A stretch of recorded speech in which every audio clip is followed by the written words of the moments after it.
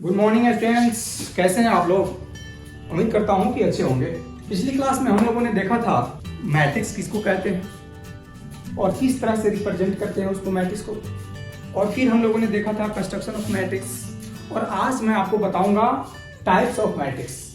ठीक है, तो चलिए शुरुआत करते हैं। ठीक है बच्चों, तो पिछले क्लास में हम लोगों ने देखा था टाइप्स ऑफ मैट्रिक्स और उसमें 9 जो मैट्रिक्स है वहां तक हमने डिस्कशन कर लिया था। उसके बाद आज हम लोग देखेंगे, ठीक है, आज हम लोग देखेंगे कि अपर ट्रायंगुलर मैट्रिक्स क्या होता है, लोअर ट्रायंगुलर मैट्रिक्स क्या होता है, सब मैट्रिक्स क्या होता है, ठीक है, इक्वल मैट्रिसेस क्या होता है, sum of matrix, difference of matrix क्या होता है, multiplication of matrix by any scalar क्या होता है, सिमेट्रिक मैट्रिक्स क्या होता है, स्क्यू सिमेट्रिक मैट्रिक्स क्या होता है। तो सारा चर्चा अभी हम लोग शुरुआत में ही कर लेंगे, ताकि जब क्वेश्चन बनाने लगे तो केवल क्वेश्चन ही हम लोग बनाएंगे। वहां पे आप लोगों को फिर से दोबारा नहीं बताऊंगा इन सभी चीजों को, इसलिए शुरुआत में ही बता रहा हूं।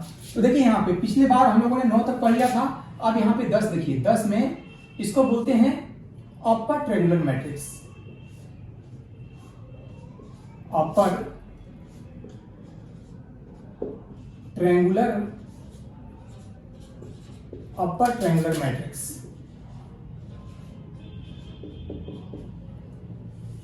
हेडिंग है अपर ट्रायंगुलर मैट्रिक्स। नाम से ही क्लियर हो रहा है कि अपर यानी ऊपर में क्या बनना चाहिए, ट्रायंगल बनना चाहिए।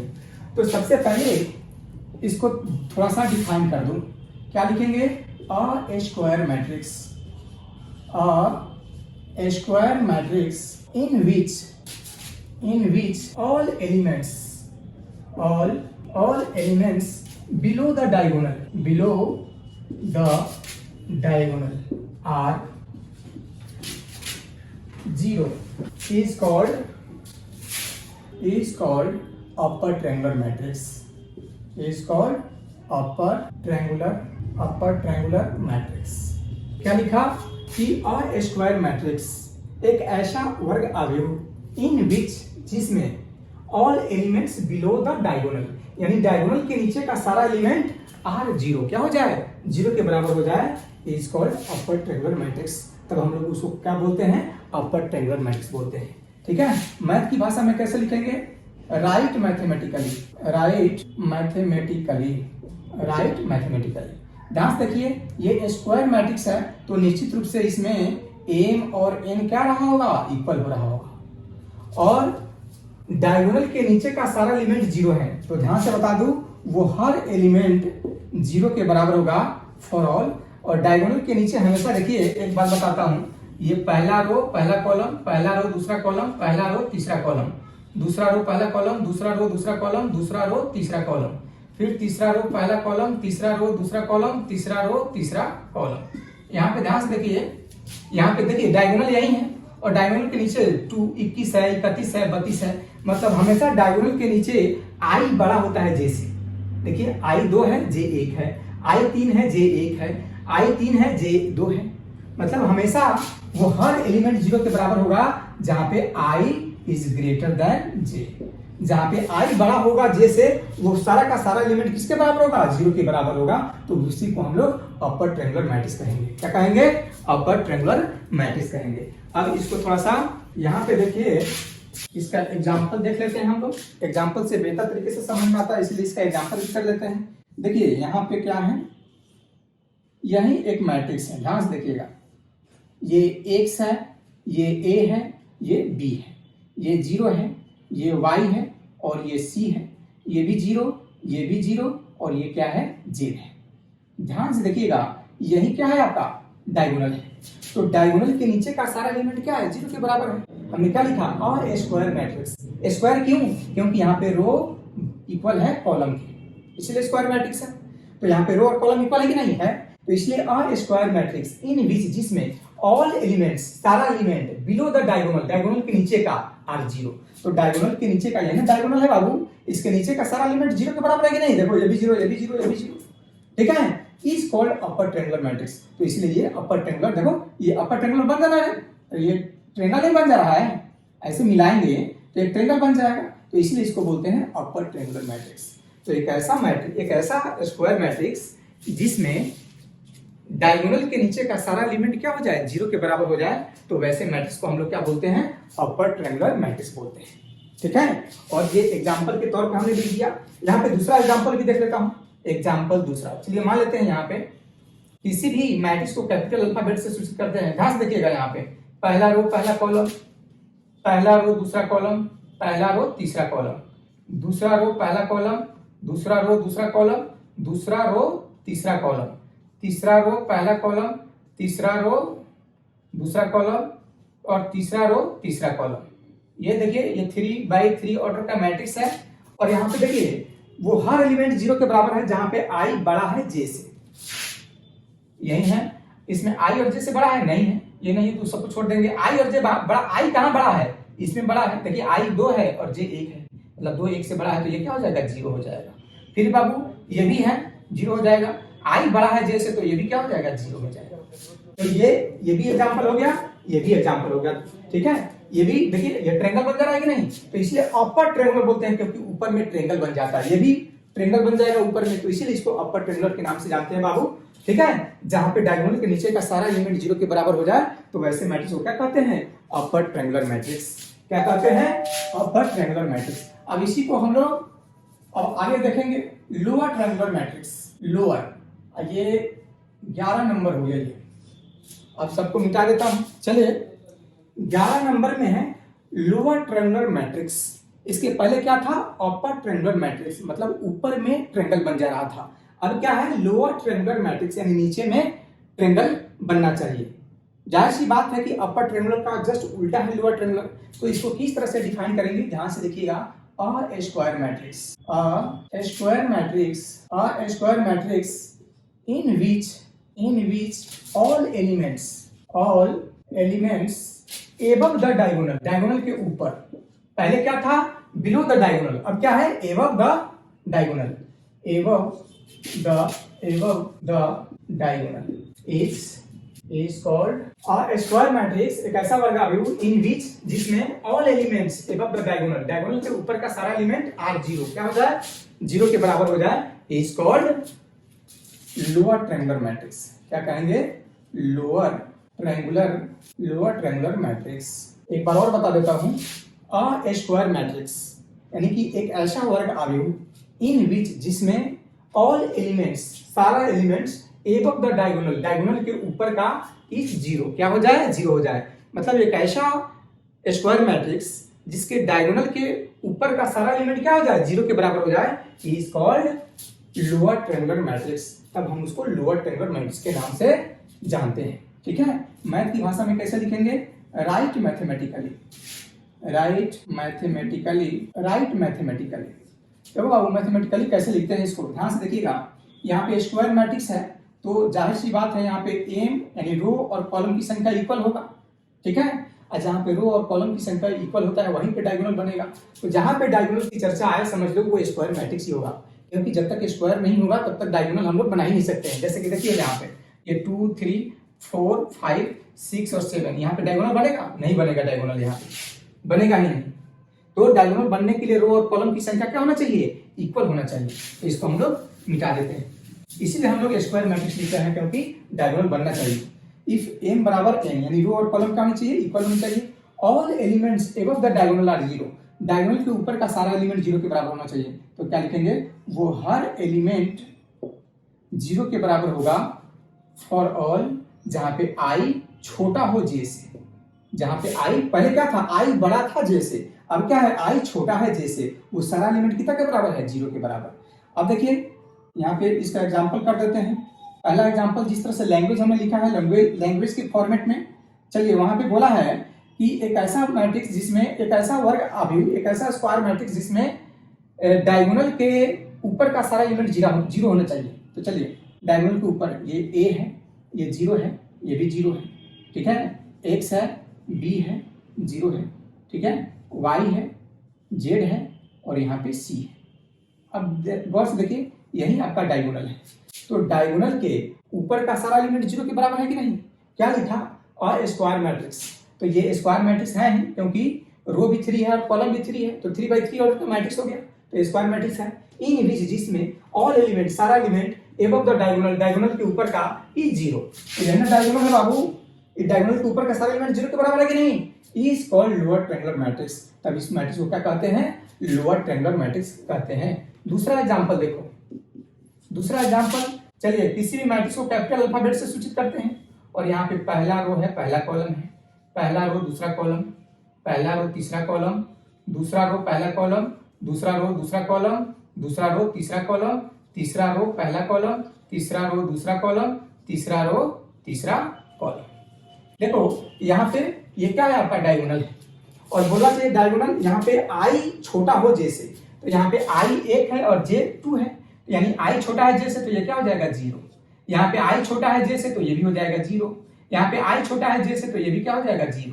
तो देखो तो डायगोनल के ऊपर का सारा एलिमेंट, अरे यही डायगोनल है, डायगोनल के ऊपर का सारा एलिमेंट 0 के बराबर है कि नहीं, और यहाँ पे नीचे ट्रायंगल बन जा रहा है बाबू, ट्रायंगल बन गया कि नहीं, तो इसीलिए लोअर ट्रायंगुलर बोलते हैं। इसको क्या बोलते हैं, लोअर ट्रायंगुलर मैट्रिक्स, क्योंकि नीचे क्या बन जा रहा है, एक ट्रायंगल बन जा रहा है, तो इसको क्या बोलेंगे हम लोग, लोअर ट्रायंगुलर मैट्रिक्स। ठीक है, इसके बाद मैं आपको बता दूं, इसमें से बहुत ऐसी चीजें हैं जो एनसीईआरटी में नहीं पढ़ना है बाबू, जैसे कि हमने ये लोअर ट्रायंगुलर मैट्रिक्स पढ़ाया, अपर ट्रायंगुलर मैट्रिक्स पढ़ाया और फिर सब मैट्रिक्स पढ़ाऊंगा, ये सब नहीं है, लेकिन मैं ध्यान में रख रहा हूं, जो आपका कंपटीशन है उसको भी ध्यान में रख करके पढ़ा रहा हूं। ठीक है, चलिए यहाँ पे इसको मिटा देता हूं। 12 नंबर है सब मैट्रिक्स। बस इस डेफिनेशन को एक बार सुनना है, एक बार ध्यान से देख लेना है और फिर क्वेश्चंस बनाने लगना है। ठीक है, चलिए यहाँ पे जो 12 नंबर है वो है सब मैट्रिक्स। सब matrix, matrix obtained by deleting the any number of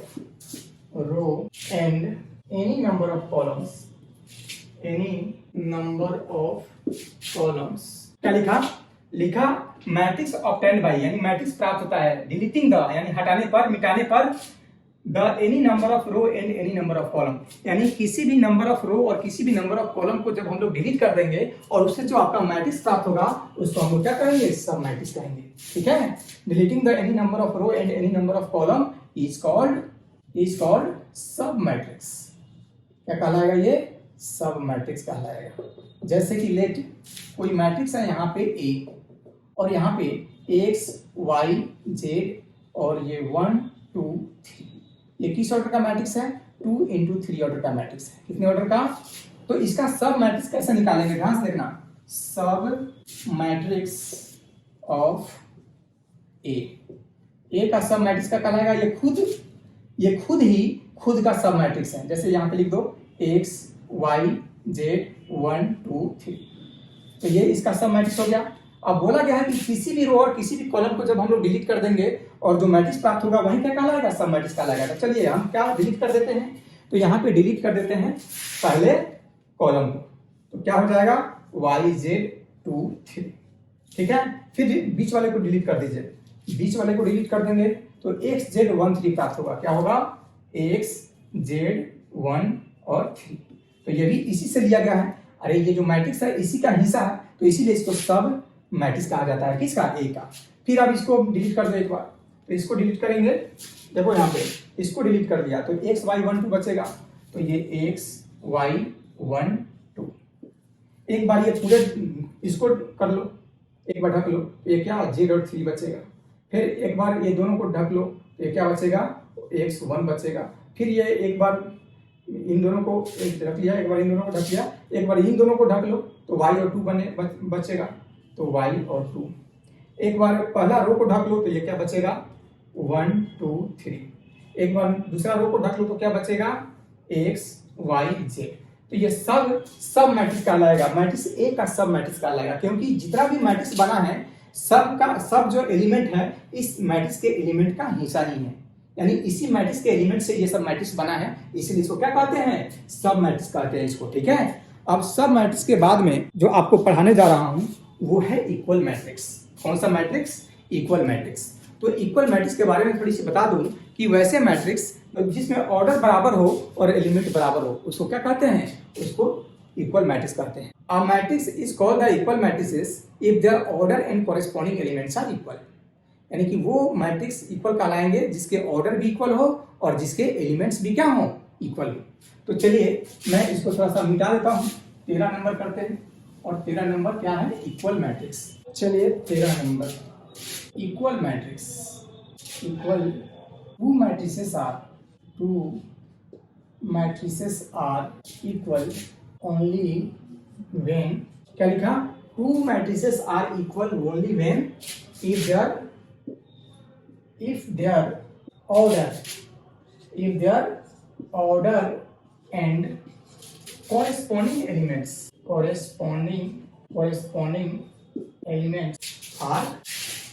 equal। क्या लिखा मैंने कि टू मैट्रिसेस आर इक्वल, दो मैट्रिक्स इक्वल होगा ओनली व्हेन, तभी होगा if their order and corresponding elements are equal, जब उसका ऑर्डर और उसका कॉरेस्पॉन्डिंग एलिमेंट क्या हो जाएगा, इक्वल हो जाएंगे। ठीक है, एग्जांपल के तौर पे एक मैट्रिक्स है ए और मान लेता हूं इसके जो एलिमेंट है 1 है, 2 है, 3 है, 4 है, 5 है, 6 हो जाएगा। तो इसके ऑर्डर कितने हैं, 2 into 3 ऑर्डर का है। फिर एक दूसरा मैट्रिक्स है बी और इसके भी एलिमेंट है 1 2 3 4 5 6। अब गौर से देखो ये किस ऑर्डर का है, ये भी 2 into 3 ऑर्डर का है। तो देखो हमने क्या बोला कि टू मैट्रिक्स आर इक्वल, दो मैट्रिक्स इक्वल कहलाएंगे if only when if their order and corresponding elements are equal. इनके ऑर्डर इक्वल है कि नहीं, 2 into 3 ऑर्डर का ये भी है और 2 into 3 ऑर्डर का ये भी है, तो ऑर्डर इक्वल हो गया। अब एलिमेंट को देखो, पहला एलिमेंट और इसका कॉरेस्पॉन्डिंग एलिमेंट पहला, इसका पहला तो इसका पहला, इसका दूसरा तो इसका भी दूसरा, इसका भी तीसरा तो इसका भी तीसरा, तो इसको बोलते हैं कॉरेस्पॉन्डिंग। पहले का एलिमेंट पहला है और दूसरे वाले मैट्रिक्स पे पहला एलिमेंट क्या है, 1 है, बराबर है। 2 यहाँ भी है, 2 यहाँ भी है, 3 यहाँ भी, 3 यहाँ भी है, तो ऑर्डर भी बराबर है और इसके एलिमेंट भी बराबर है, तो इसीलिए यहाँ पे कह सकते हैं ए बराबर कितना, बी। क्या हो सकता है, क्योंकि मैट्रिक्स ए और मैट्रिक्स बी क्या है, इक्वल है, तो इसको हम लोग क्या बोलेंगे बाबू, इसको बोलेंगे इक्वल मैट्रिक्स बोलते हैं। क्यों, क्योंकि इसके ऑर्डर और उसके एलिमेंट क्या है, इक्वल है। तो जिस मैट्रिक्स में ऑर्डर और उसके एलिमेंट बराबर हो जाएं, इक्वल हो जाएं, तो उस मैट्रिक्स को क्या कहते हैं, इक्वल मैट्रिक्स कहते हैं। ठीक है, अब इक्वल मैट्रिक्स के बाद में अब आपको बताने जा रहा हूं 14 नंबर सम ऑफ मैट्रिक्स। ध्यान से देखो बच्चे, सम ऑफ मैट्रिक्स 14 नंबर है, sum of matrix. Sum of matrix, तो sum of matrix is possible only when if their order is equal.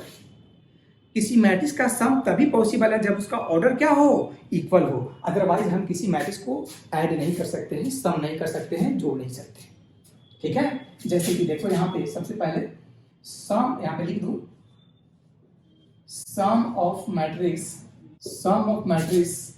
Is possible only when if their order is equal, if their order is equal। क्या लिखा, सम of matrix is possible, यानी matrix का sum तभी possible है only when, जब if their order is equal, जब order क्या हो, इक्वल हो। ठीक है, जैसे मान लीजिए कोई मैट्रिक्स है A और इसके एलिमेंट है x y z, capital A, capital B, capital C।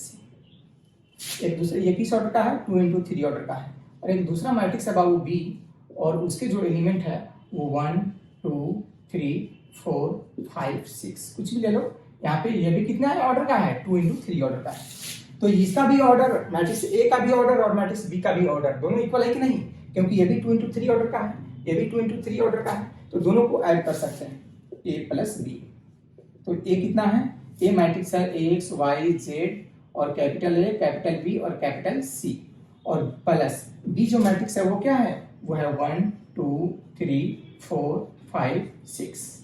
यहाँ पे देखिए दोनों को जब हम लोग जोड़ेंगे a प्लस बी को, तो क्या हो जाएगा, जब x में 1 जोड़ेंगे तो x प्लस 1, y में 2 जोड़ेंगे तो y प्लस 2, और z में 3 जोड़ेंगे तो z प्लस 3, और a में 4 जोड़ेंगे तो कैपिटल A प्लस 4, b में 5 जोड़ेंगे तो कैपिटल B प्लस 5, फिर c में 6 जोड़ेंगे तो c प्लस 6। ऐड कर दिया कि नहीं कर दिया, तो जो ऐड किया तो ये भी, इसका भी ऑर्डर कितना हुआ, 2 into 3 ऑर्डर का ही है।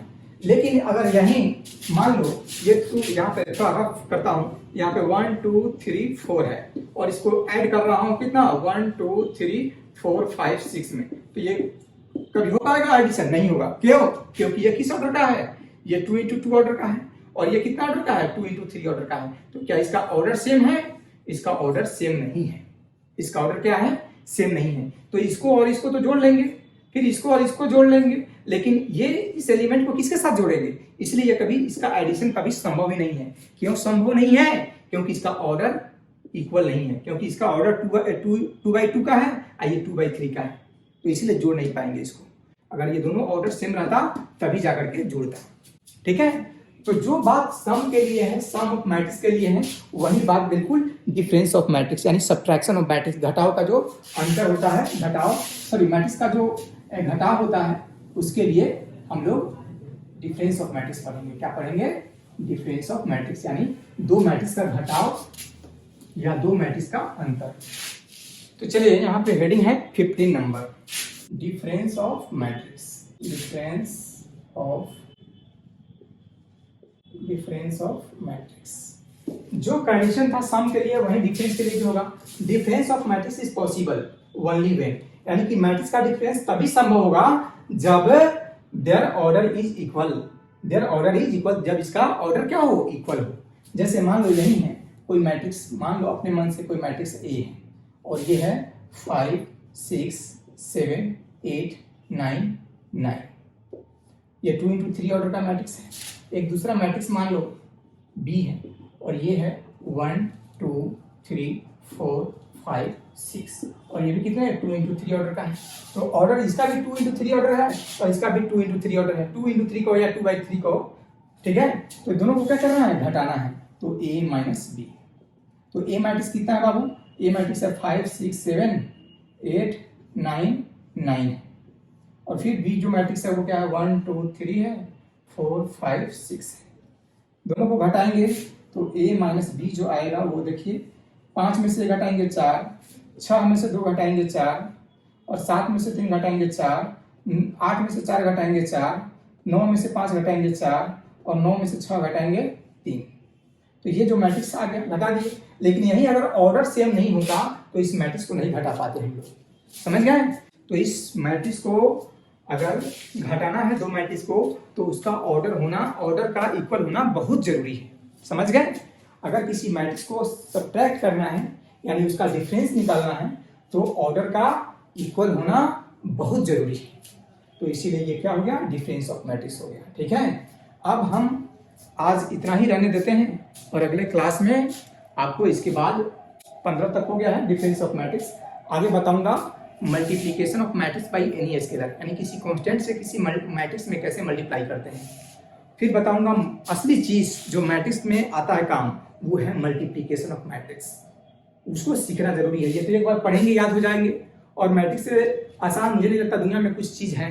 2 + 2 क्या होता है? 4। अगर ये आपको आ गया तो मैट्रिक्स आ गई आपको, इतना ज्यादा आसान होता है ये। ठीक है, तो हम लोग देखेंगे मैट्रिक्स, आगे भी देखेंगे। अब ये जो पहला थ्योरी है, ये आज दूसरा क्लास है, तीसरे क्लास में हो सकता है थ्योरी खत्म हो जाए, 3 या 4 क्लास में, और यानी और 2 क्लास में थ्योरी आपका खत्म हो जाएगा। ठीक है, तो जब थ्योरी खत्म हो जाएगा उसके बाद हम लोग क्वेश्चंस बनाने लगेंगे। ठीक है, और क्वेश्चंस बनाने में बहुत मजा आने वाला है। तो आज का मैं लिखता हूँ। जय हिंद, जय Bharat. Please do not forget to like, subscribe and share. Jai Hind.